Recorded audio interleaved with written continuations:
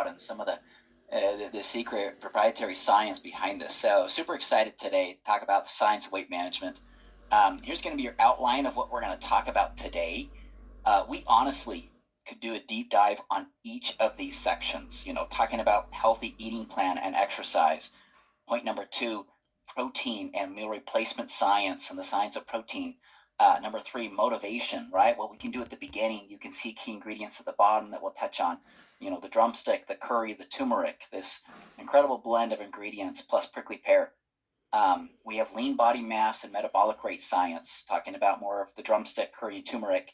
How your body responds to food, such a critical topic we'll get into, and the importance of satiety and how you control your appetite with mulberry leaf and guar gum. And then last but not least, the science of stress, how stress impacts snacking and weight overall, and the science behind saffron, vitamin D3, and B6. So hope you're ready. Buckle up your seatbelts. This is going to be a lot of info we're going to cover, but it's going to be fantastic. So first of all, talking about healthy eating, we really looked at the science of the best eating plans that exist in the world today based on the latest science. And what we did is we combined the best aspects of these different plans into one single plan. And as you can see here, a healthy plate is going to look like this. About half of your plate is going to be vegetables and fruits. I put vegetables first and fruits second. We want to focus on vegetables. They're rich in water and fiber, low in calories, very healthy in phytonutrients that come with them. Protein is going to be a little bit more than a fourth of your plate. We want to focus on lean sources of protein. And then whole grains as well, going to be a smaller portion. Water should be your drink of preference. Water has 0 calories. It's very filling. It helps with satiety, and it's very good for you. About 2/3 of your body is made up of water. And then a little bit of healthy fats as well. Some olive oil, some healthy oils, nuts, seeds, etc. Small amounts, but still some healthy fats are going to be good for satiety and good for overall health. When we talk about some of the principles behind this eating plan, it's about calorie density or volume-based eating. Now, you may have heard of that term before or not, but what it deals with is how many calories are in a given volume of food, right? Because you could eat, for example, a whole cup of grapes, and you could get about 100 calories from it, or you could eat 100 calories of, let's say, jelly beans or pure sugar, right? It's going to be a very, very small amount. It's not going to fill up that space. So we want to eat foods that take up a lot of space, like fruits and vegetables, proteins, even whole grain foods, and lessen some of the processed carbs and the fats where you're going to get a lot of calories in lesser amounts of volume or space on your plate. So when it comes to healthy eating, a lot of people think, I just need to eat less and less and less, and that's not true. You actually want to eat more of the good things that are filling, that take up a lot of volume on the plate, because they're rich in water, rich in fiber, rich in protein and nutrients that are going to help with satiety, which is going to be the key driver behind helping people to maintain long-term weight loss. So this calorie density principle is very critical. And I think a picture is worth 1,000 words. You can see here, small differences in the portion size of your foods can make a dramatic difference in the number of calories you get on your plate. As you can see here, we have the plate on the left, 689 calories. You're going to get more fat, carbs, and less protein. Versus the other plate over here, you actually get more protein, 40 grams, but less carbs and less total fat. And so it really aligns with this eating pattern of let's focus more on vegetables, on fruits, smaller portions of whole grains, and adequate amounts of lean protein. This is actually a source of fish, if you can see in that picture. We took it at the Spoon here at our corporate headquarters. But yeah, so it's all about eating more of the good stuff, not eating less, because it helps with satiety and all these key principles. Another component to this that is going to be optional is a time-restricted eating, right? It's about balancing the timing in which you eat your foods. And there is a number of new studies that are coming out that really show some nice benefits with restricting the number of hours in which you eat food. Now, keep in mind it's optional, but to me, it's really going to turbocharge a lot of people's results and their expectations. For some, it may be a little bit difficult at first, but you'll find over time, making these small changes really help to eliminate excess food, excess snacking, especially a lot of those late night snacks. If you ever get up, 9, 10, 11 o'clock, maybe midnight, you go for a snack in the fridge, you're probably not grabbing a grilled chicken salad to consume, right? You're going to go for the high sugar, the high fat, some of the higher calorie foods that aren't really going to do you any favors in the long run. And so eating within about an 8 to 12 hour window can be good. And it can help naturally consume less calories without even counting calories. With some of these studies, it helps you to naturally curb some of the food, but it seems to be very sustainable, very helpful for long-term weight loss and weight maintenance, and seems to be very easy over time for a lot of people to do. And so just keep that in mind. And then you have this 12 to 16 hour fasting window. We know that fasting is good. That it's healthy for the body, not in excess, not in extreme amounts, but this is a normal, natural rhythm that the body has for consuming food, but also getting that rest and healing and fasting that happens at nighttime. We also want to be active, right? We want activity. Activity is extremely critical. The type of activity, we want a combination of strength and cardio. Cardio is good to strengthen the heart, to strengthen the lungs, to strengthen the brain. It helps with appetite and satiety. Helps with burning more calories. But we especially want to focus on some of the strength training, especially during a calorie deficit when you're eating less calories and losing some weight. We don't want you to lose that muscle, and a little bit of strength training during that time goes a long way. It doesn't make you big and bulky, trust me, but it helps to lean and firm and support that metabolic engine in the body. And in fact, it's probably the most critical time in lifespan to actually exercise and get some strength training to make sure that you can maintain that lean muscle. A variety is good. I just recommend doing things that you love to do, stay active, burn more calories, and help to support that lean tissue. Okay, so let's jump in and talk about some of these different areas that we talked about at the beginning. We're going to talk about protein and meal replacement science.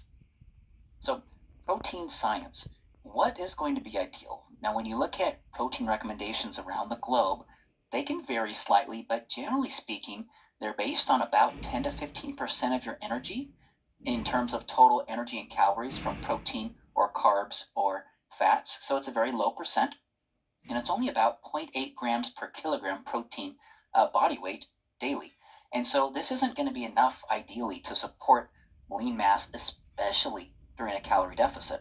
However, what's going to be ideal, as you can see here, around 30% of your energy from protein, about 1.6 grams per kilogram protein daily.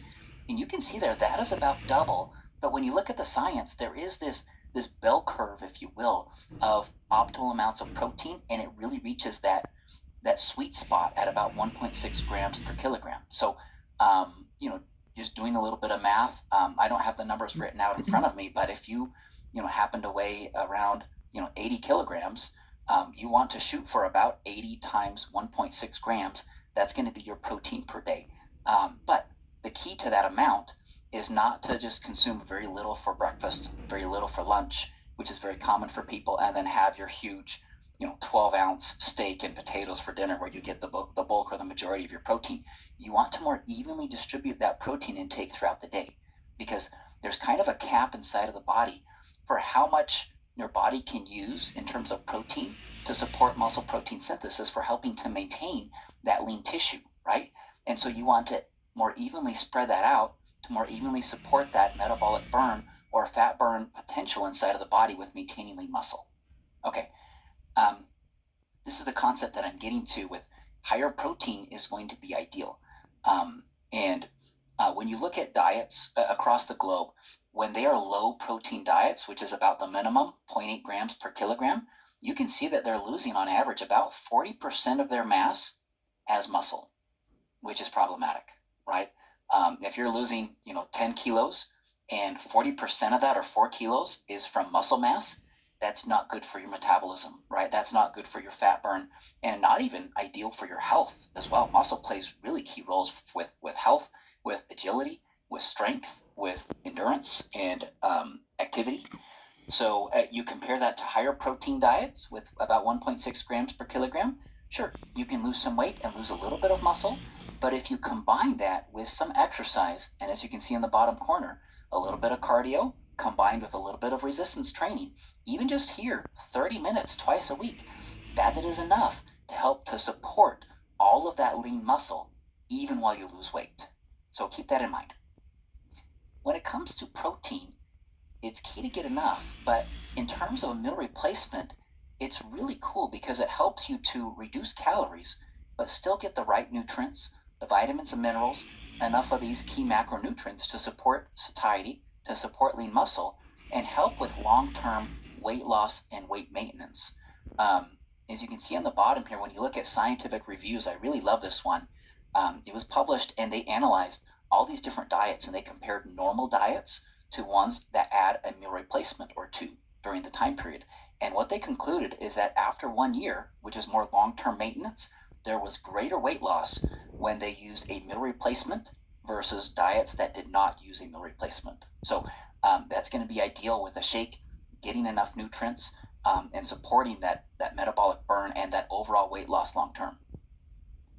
In terms of going to the source, we look at gene expression, and protein plays a really key role. And this seems obvious, but yes, protein helps to maintain lean muscle, but it does so by going to the source, right? It can alter genes that have an impact on muscle protein synthesis. Okay, let's switch gears a little bit and talk about motivation. Motivation is absolutely critical. We've seen that in our research and in customer feedback that we've received, and even around the globe. If people start a weight loss journey and they don't begin to see results a little bit quicker, then they seem to be a little discouraged, right? They don't want to continue along this path because everybody wants immediate results, immediate gratification. And I truly do believe that true transformation takes time, but there are some studies and some science and some ingredients that we can leverage to really help people jumpstart those results and see a few changes in terms of weight and body composition early on in the process, even as soon as 2 weeks. So let's talk about some of that science here. When we look at resting metabolic rate, this is key, right? This is going to be the number of calories that your body burns at rest. It keeps you alive. It supports blood pressure, respiration, all the functions inside of your body that you need that utilizes energy. And in terms of your total energy output, that's about 70% of that pie that you can see there on the right. 20% is going to be physical activity. Now, that can vary, usually between 10 and 30%. It depends on how active you are and how many calories you burn. And then the thermic effect of food. This is just your body's energy use to break down proteins, carbs, and fats into smaller components. So it actually uses some energy to break that down and create new energy inside of the body. So some people joke, well, the more you eat, the more you burn. Yes, to a degree, but it is a balancing act, right? But what's important here is that lean mass, especially your muscle, is the greatest contributor by far to your resting metabolic rate. So anything you can do to maintain or even build lean muscle is crucial, or taking dietary ingredients that can have a thermogenic effect or that can help to boost your resting metabolic rate are going to be absolutely critical during the time that you're trying to lose weight, but especially at the very beginning. So let's talk about the science of a few key ingredients. Okay, we're going to talk about drumstick, curry, and turmeric. And these are ingredients that you may recognize, right? They're commonly used as spices, as herbs in different foods. And anyone had a really yummy curry before? Right? A common spice, turmeric as well, very popular, very common, and drumstick as well. It's used in foods as a flavoring agent. But what's interesting about this combination is that a study was done, and it's published there in 2011. They did an in vitro screening where they identified different extracts, and they actually compared it against 100 plus of different ingredients, and these are the ones that ranked the best. So in terms of looking at the best of the best of the best for these metabolic thermogenic changes, these ranked at the top. And they may not be the typical ones that you think about, but the science did not lie. And so relying on that science, after discovering this blend of ingredients that really works well together at inhibiting fat accumulation, which is critical during weight loss, and potentiating fat breakdown.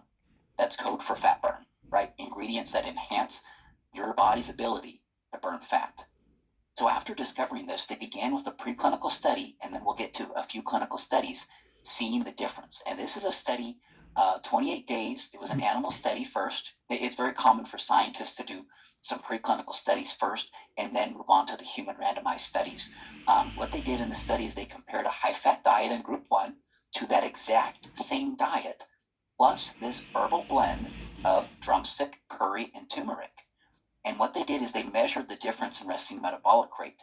And what you can see here is that compared to the high-fat diet, there was about a 20% increase in resting metabolic rate in the group that received the exact same diet plus this proprietary herbal blend. You look at the fat tissue there at the bottom. When you see the high-fat diet, so those are actually fat cells in yellow at the bottom. You can see that compared to the high-fat diet, the herbal blend helps to shrink some of those fat cells. That's actually a sign of fatty acid oxidation or fat burn that occurs inside of the body.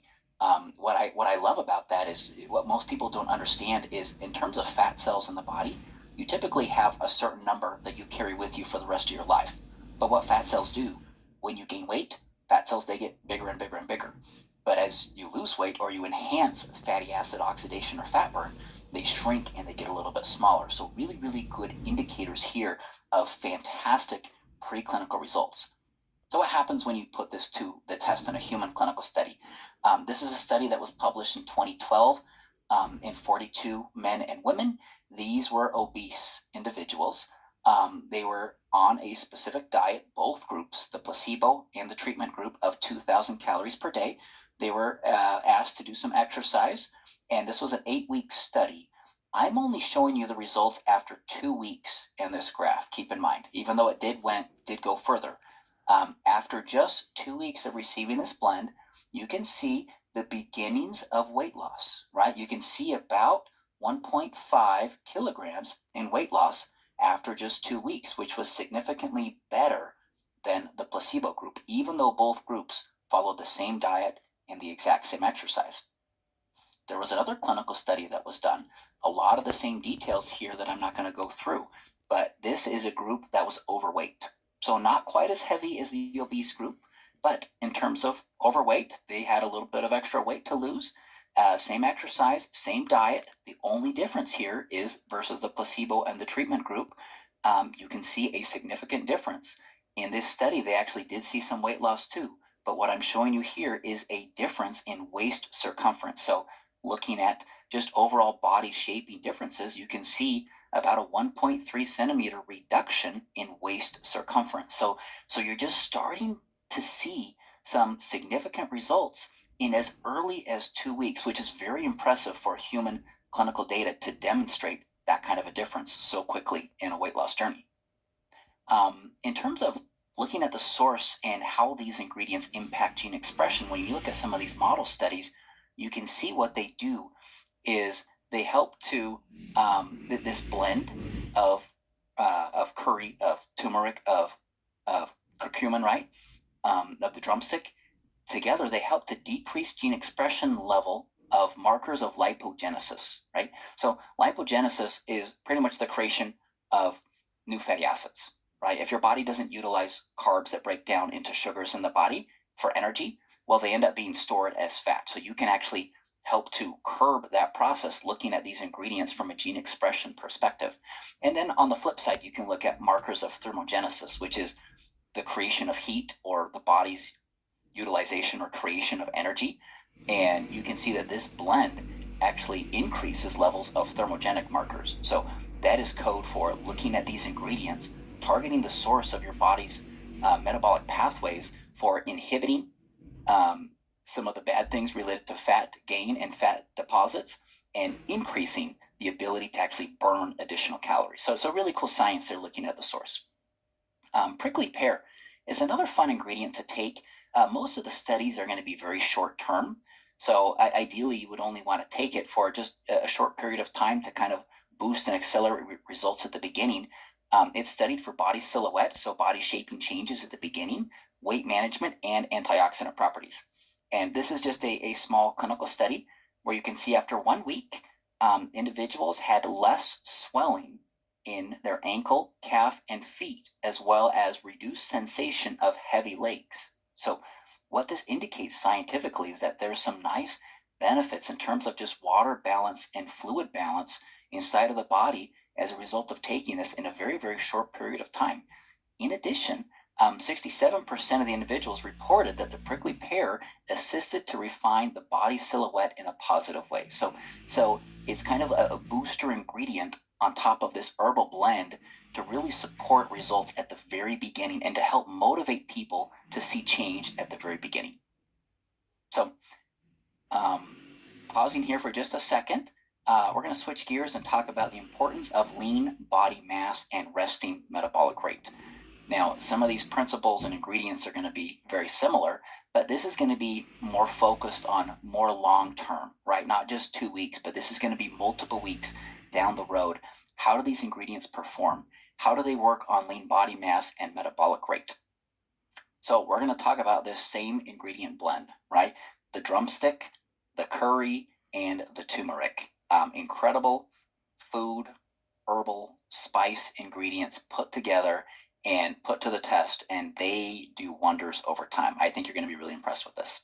So we're going to jump right into the first clinical study. This was an 8-week clinical study in obese individuals. And if you just look right at that graph there, look at 2 weeks, like we already mentioned, right? There's going to be a significant difference. It begins that journey, but the results accelerate over time. You can see that after 4 weeks and after 8 weeks, there is a really nice increment in body weight reduction over time, right? You can see about in between 4.5 and 5 kilos after 8 weeks in an obese population. The mechanism of action right there at the bottom, I want to point that to you. A 21% increase in adiponectin is actually very, very significant. This is because people that are overweight and obese and have a lot of excess body fat, they typically have lower levels of adiponectin versus people that are very lean. They typically have higher levels of adiponectin. Adiponectin is a key signaling molecule inside of the body that really helps to enhance fatty acid breakdown, which is code for fat burn inside the body. So it really suggests that some of the mechanism behind this difference in body weight that we see from this human randomized placebo-controlled study is a difference in resting metabolic rate and thermogenesis, because your body is enhancing that fat burn. This is the same diet, the same lifestyle. The only difference is the placebo versus the treatment.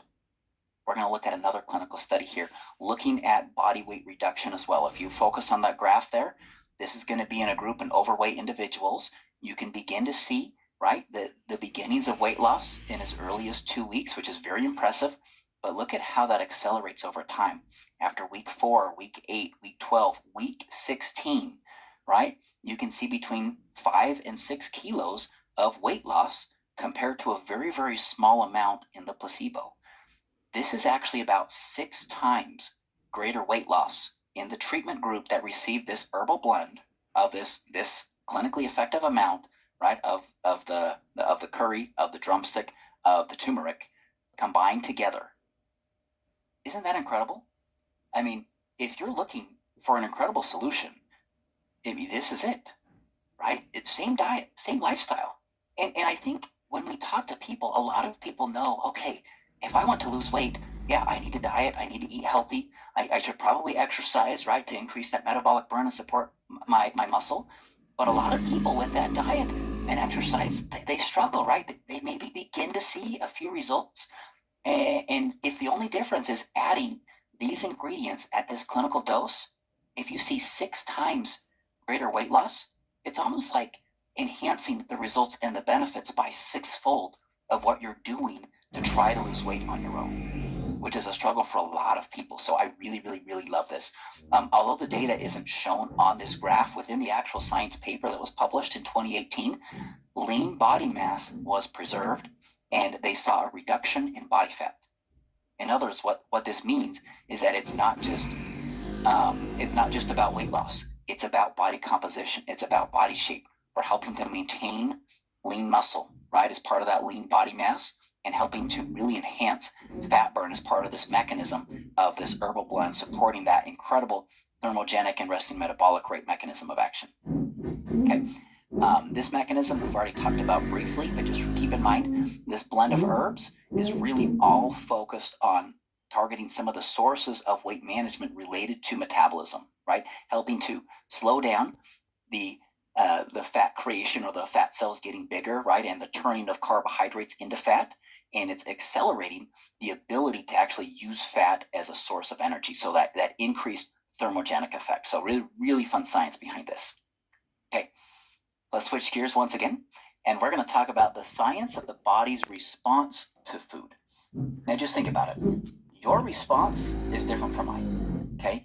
And how you respond to food, or that flexibility that really differentiates the importance of knowing how the body works, knowing how the body processes foods, and ingredients that can actually enhance your body's ability to manage that in a more healthy, sustainable way is going to be absolutely critical. Okay, so let's talk about carbohydrates. Who out there likes carbohydrates? Yeah, I think all of us do, right? And there's nothing wrong with carbohydrates. Don't get me wrong. You need a balance of carbs, of proteins, of healthy fats.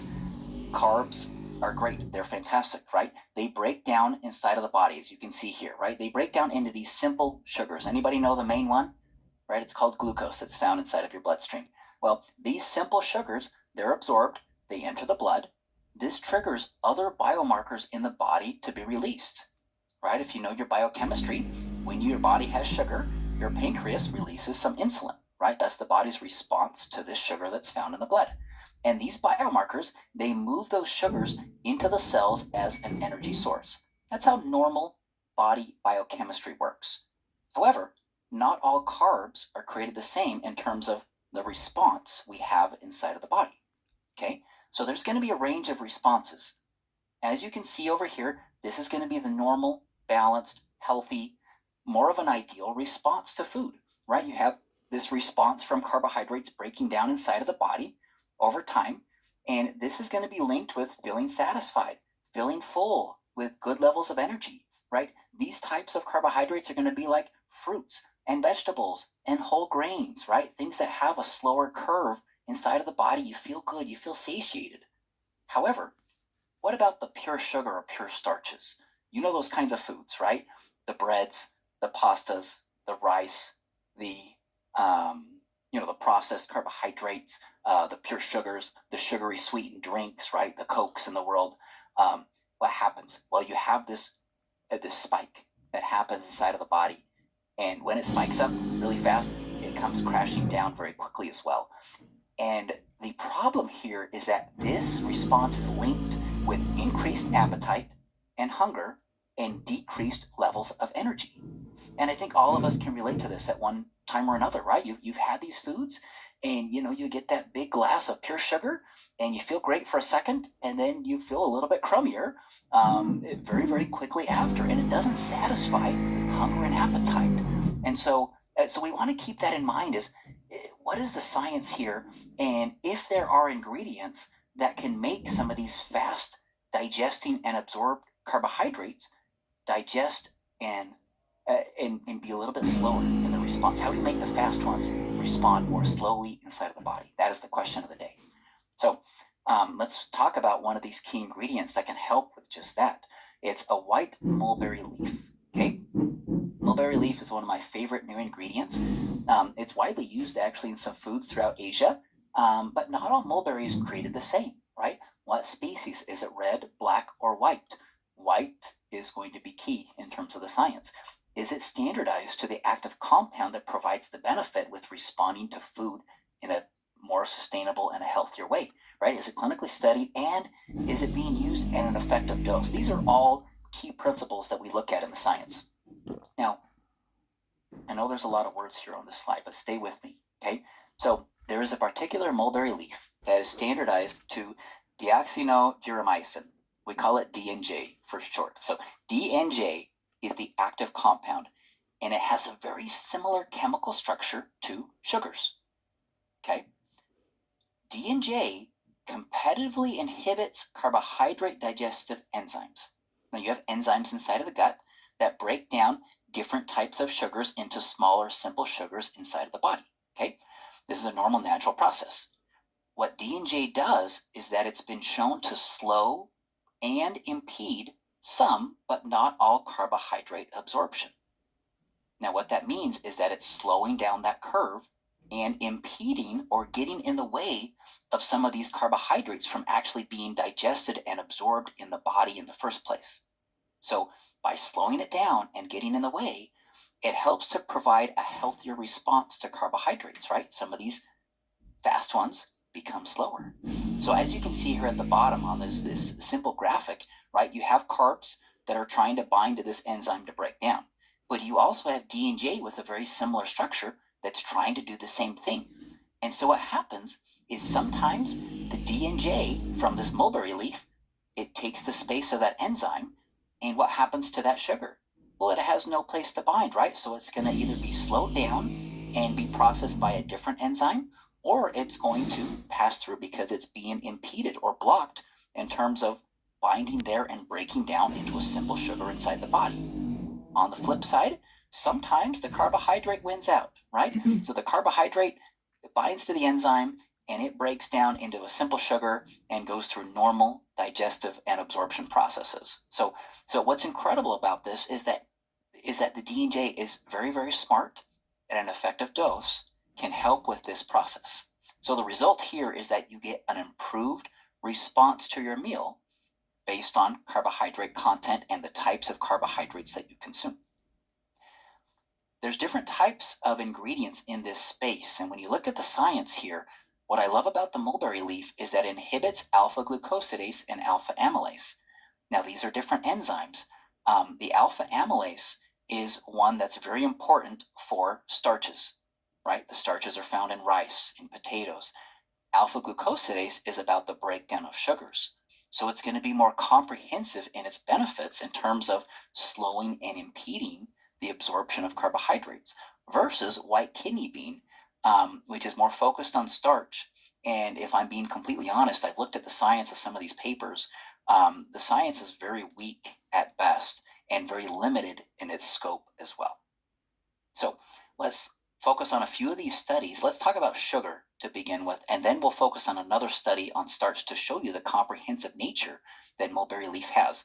Now, this is a double-blind, randomized, placebo-controlled study in 38 healthy participants. They received either 75 grams of pure sucrose, which is just table sugar. That's about 6 tablespoons of sugar. I wish I had 6 tablespoons of sugar right here on the slide for you to see. It's a decent amount of sugar. And they received either 250 milligrams of a mulberry leaf extract that delivers 12.5 milligrams of D&J or a placebo. One thing I want to call out here is that there are different extracts of mulberry leaf. Some are a little bit higher, where they have about 1250 milligrams, and they have a lower potency of D&J. But if you take 1250 at a 1% extract of D&J, you end up getting the same amount of 12.5 milligrams D&J, which is the key active compound. So just keep that in mind in terms of activity and effectiveness. There are different potency of extracts, but as long as you get that 12.5 milligrams of D&J, that is the effective dose. So if you look over here to the right on this graph, you can see this curve, this physiological biomarker, if you will.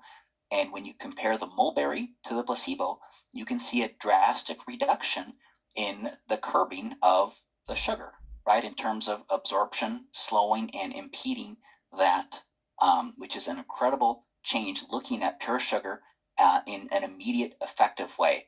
And this was well tolerated, which is, I think, is important to keep in mind and understand, because look, if you slow and impede, right, this sugar from breaking down inside of the body, some people might be concerned about, oh, well, is it okay? Does it cause gut issues and things like that? No. Well tolerated, no adverse events reported in this clinical study with 38 healthy individuals. So that's the effect on sugar. Well, what about starch?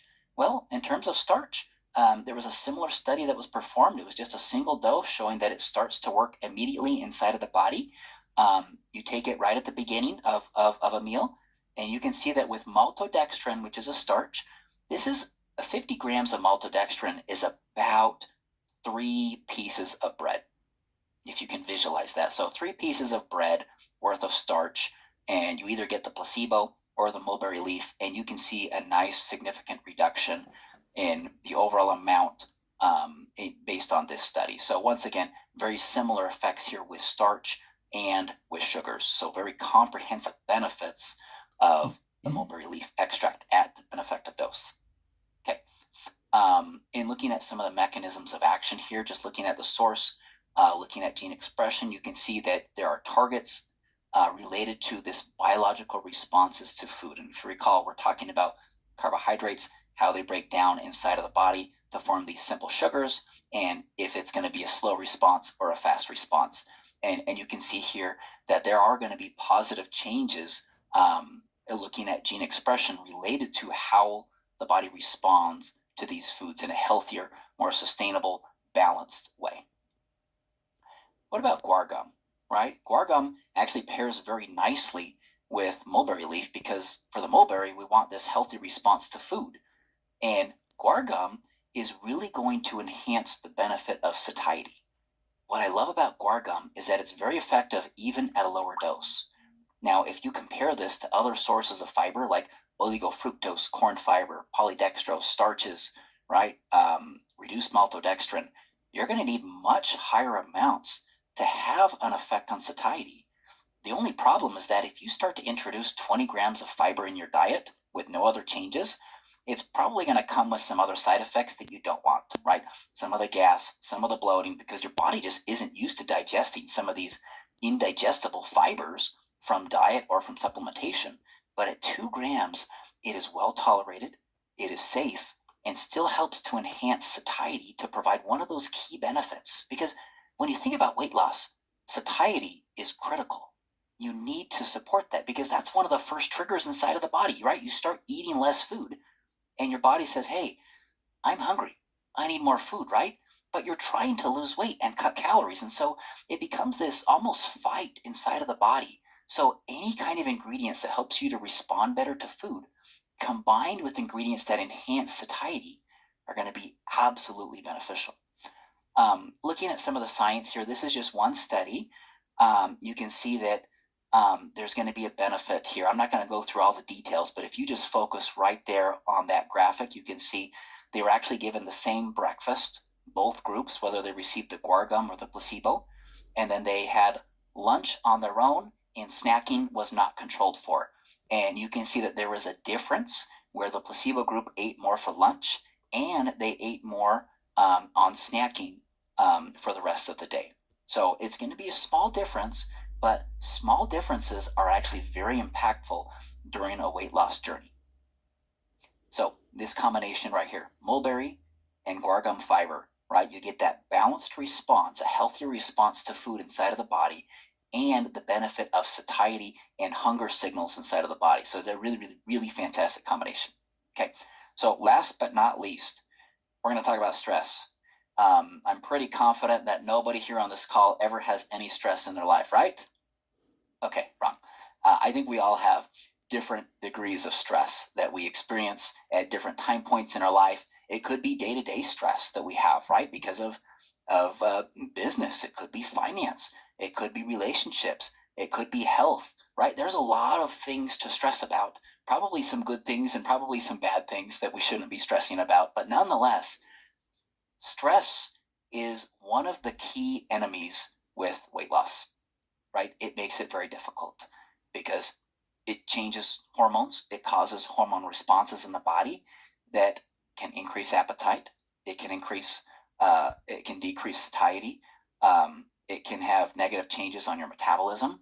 And it causes these cravings to go up. And when you're stressed out, you're probably not going to be eating the ideal foods, right? You're going to go for the ice cream, for the cookies, for the cakes, for the desserts, and not the foods that are going to do you well. That being said, when it comes to stress and weight loss, keep in mind, look, it's a journey. When you talk about how many meals you eat per day, say on average it's about 3. 3 meals times 365 days per year, that's over 1,000 meals you eat in a year. Now, if you have one meal or a few meals throughout a year, even 50 to 100 meals that maybe aren't really desirable, they're not ideal, you might regret it later. You know what? In the long run, it's not going to make much of an impact anyway. What matters is going to be the other 90% of the meals where you're trying to be good and trying to do what's right and trying to follow healthy eating patterns. Okay, so let's talk about stress really quick. Look, this is a given, but it's scientifically shown. Stress often leads to overeating. For some people, it actually leads to undereating and they don't eat enough foods, but most people, they start to eat a little bit more. Well, when they overeat, it can lead to weight gain, or at least impede your ability to lose weight. And then some of those food restrictions that come to reduce weight after that leads to even more stress. So it's this negative cycle, and it usually leads to eating more of these comfort foods, right? Foods that are high in fat, high in sugar, often late at night as well. So what do we do about stress? Well, let's introduce saffron to the world. Saffron is one of my absolute favorite ingredients. It's a very expensive spice, okay? And in fact, because it is so expensive, it is one of the most adulterated ingredients in the entire world. So if you get saffron, make sure you get it from a quality source, right? Make sure it's tested. Make sure it has the active compounds, right? The safranol, the crocin, the picrocin, right? These are some of the active compounds found inside of the stigma. And the reason this is so expensive, you can see the picture here of a beautiful saffron. The stigmas are actually not the purple portion of the leaf. The purple leaf, it is actually hand plucked. It's hand picked aside to leave the stigmas, which are kind of the red pieces on the inside of this beautiful flower. So because of that manual process that takes a lot of time and effort, it's very delicate, and it can only be processed at a certain time of the year. That's the reason it's so expensive. In addition to its incredible health benefits. Now, when you look at the science behind saffron, it is studied for a wide range of things, right? It's going to support overall well-being, mood, weight, hunger, snacking. It's studied for sleep. It's studied for a number of other different things. It's a really powerhouse ingredient in terms of just well-being and stress overall. And it works on different mechanisms, right? Through modulating some of these neurotransmitters like serotonin and dopamine. One of the reasons why people often feel good when they're on saffron, because they're working with these neurotransmitters that just provide that feel-good response inside of the body. They're a little bit happier, right? A little bit more smiley throughout the day, a little bit less irritated by some of the things that happen in life. It also works on inflammation, and it has really nice antioxidant properties too. So all of this combined really makes saffron a really home run type of ingredient in terms of the science. So let's just look a little bit of some of the science related to body weight and weight management. This is a study here. It was double blind, 60 healthy overweight women. It was for 8 weeks, and they took 176.5 milligrams, which is the effective dose of this particular saffron extract for weight, or a placebo, and calorie intake was left unrestricted during the study. So that means they didn't watch calories. They didn't count calories. They pretty much said, just take this and eat what you do on a normal basis. And what they saw actually as early as 2 weeks, a significant difference. And over 8 weeks, there was a small but still significant difference in body weight, which is actually quite nice when they're not counting calories. They're not even controlling their diet. And you still see a nice small reduction in weight without worrying about other things.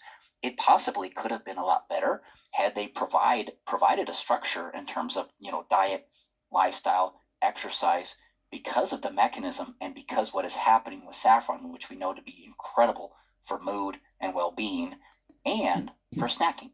So let's get to the snacking portion.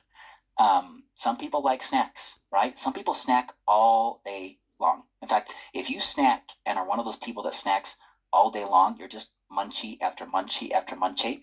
A lot of it might be due to just non-intuitive eating, right? You're just eating while you're distracted, because you're watching TV, you're working at the same time, and so you just got that popcorn or whatever you're chewing on, and you just eat and eat and eat, and you're not following some of those signals inside of the body. And snacks, you don't think about it as being a big deal, but for some people, snacks can equate to about 20 to 30% of their total calorie intake. And now there's nothing bad about a snack having during the day, right? If you need a snack, have a snack. You need to listen to your body. But it's the overconsumption of snacking that can really be detrimental here. And a lot of the snacking or the excess snacking can be connected to stress and an unhealthy stress response. So in this study, I'm not going to walk through all of these details here, but it's actually in the same study. They looked at weight and they looked at snacking. There was a significant difference compared to placebo after 8 weeks. And if you look at that graph, they went from 12 snacking events per day. And a snacking event in this study was defined as just an unplanned time where they consumed some kind of snack or food. It went from 12 to 6. So it cut their snacking in half. In addition, they did a survey at the end of the study, and 68%, so about 2/3 of the people in the study, said that they felt less hungry before their meals with taking the saffron. So a nice benefit on satiety, a nice reduction in snacking, and a small but significant change in weight makes this ingredient really, really powerful. Now, I think I already mentioned this, but snacking for different people can be different, but it can equate to about 10 to 30% of the total calories per day. This is the last study I want to share today. Saffron can also be beneficial for women during a monthly cycle. Okay, so this is a study looking at 78 women, 18 to 35 years of age, so they're still in age where they have their monthly cycle, and they were given 30 milligrams, so a lower dose here in this particular case, and they looked at some of the symptoms related to PMS. Some of the key symptoms here relate to mood. Okay, and in this study, what they showed was a nice, significant reduction in the severity of these symptoms, including mood, in the group that received saffron compared to a placebo. Now, in terms of science and weight management, this is actually a really nice, significant finding. I think it adds a few pieces to this whole story where it can really help women during this time and help to avoid some of the setbacks that can happen on a monthly basis because of changes in mood, because of changes in stress related to the cycle. We can help to curb some of those things and provide more sustainable results because of the benefits of saffron and the mechanisms of action that it has. Looking at some of the mechanisms and going to the source here, this is just going to be a study looking at gene expression that impacts mental well-being. One of the genes they actually looked at is called BDNF, and BDNF makes a protein called BDNF. It's brain-derived neurotropic factor. And what this does inside of the brain is that it really helps with neuroplasticity. It's something that increases with exercise, so we know it to be really good for the body.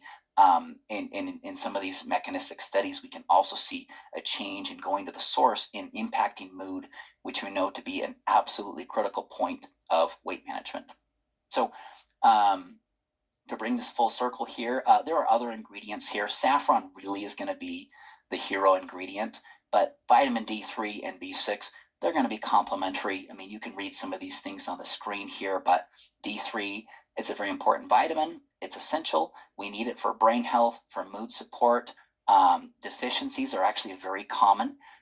So make sure to get vitamin D from supplementation. I know we get a little bit from sun, but make sure, if you like that sunlight, to cover up so that you're not getting accelerated sun damage on the outside of your body. Vitamin B6, essential to a lot of enzymes, helps break down food into energy, supports some of the brain functions in terms of neurons, and deficiencies are linked with poor mood. So these are very complementary to just some of the mood and the stress benefits we talk about with the saffron. So bringing this full circle here, let's sum this up and call it good. Look, we talked about the science of eating, right? Eating healthy, not every single meal.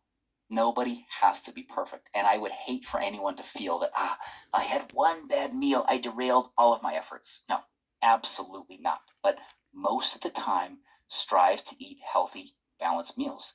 And try to be consistent with exercise. Start with something small and work your way up. And do a combination of resistance training to help support muscle and aerobic training, running, swimming, whatever you like to do, but do something. Movement activity is absolutely critical. And it's not just for weight, for overall health and longevity. We talked about motivation being crucial, right? And some of the science behind drumstick, curry, and turmeric, how it really helps to jumpstart some of the results at the very beginning. We talked about protein science and meal replacements, how those are key, getting your protein, getting adequate amounts, and spreading that intake more evenly throughout the day, and the importance of a meal replacement for better weight loss long term compared to just a regular diet, right? We talked about lean body mass and metabolic rate and thermogenic agents, right? We focus on the drumstick, curry, and turmeric. In this case, we talked about how these ingredients not only help at the very beginning, but they help over time, and they have incredible changes on weight loss and body composition, right? We talked about how your body responds to food, right? Remember the science behind carbohydrates, how they break down inside of the body, how sometimes they're fast, sometimes they're slow. And we want that slower response. And because of the science behind mulberry leaf, it's actually really, really cool for the starches and for the sugars. And we talked about the science behind guar gum, right? The importance for satiety and a little bit on snacking. And then last but not least, we talked about stress, right? One of the number one enemies behind weight loss is stress, and you need a good solution for stress. I'm a big fan of saffron. We talked about it, how it helps with mood, with stress, with snacking, supporting all of these related things for weight management. If I could just close with just saying something here. Um, we looked for many years on the latest in scientific insights as it relates to weight loss and weight management, right? The latest insights in terms of what you should eat, when you should eat, the best key ingredients in effective doses. And looking at many, many years at many different extracts, many different ingredients, there are some good things out there. We really feel that these are the best. These are incredible ingredients backed at clinical doses that I went over today that are very effective for really all of these key areas in weight loss and weight management when you think about it, right? When you think about the key areas, you need something that supports, right, your healthy metabolism. You need something that supports lean muscle, right? You need something that supports how your body responds to food, which is really a new insight and a very important thing we've seen from the science. And you need something to help manage that mood and that stress. So this combination here can really be personalized to whatever is going to be most beneficial for you. So I think with that, that is the end of my presentation.